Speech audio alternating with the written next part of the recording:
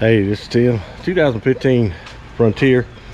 Just wanted to do a quick thing. I might show a little bit more here in a little bit, but this is pretty much what you got to do.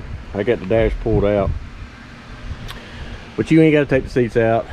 You don't have to do anything with electronics except on the side down here. Of course, I'm gonna do those a little bit, but you'll have enough room. But you have to get it out this far because you got two screws holding this thing on right here.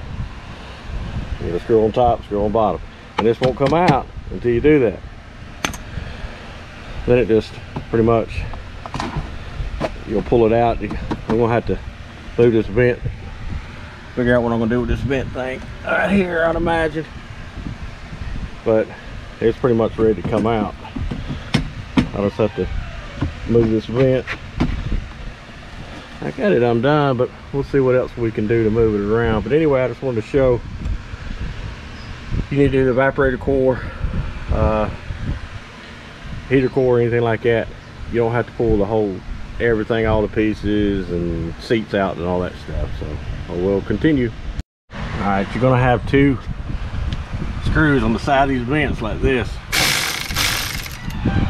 Get some extension, whatever you got to do, get them. But the two screws go on the side, so you pull this top vent off. And I'll show you that here in a second. And whammo, that is it. One thing I will note on this that you probably run into is that on your I replace the heater hose assembly. It comes, the new one's aluminum. See how the new one is right there on the top? It's aluminum.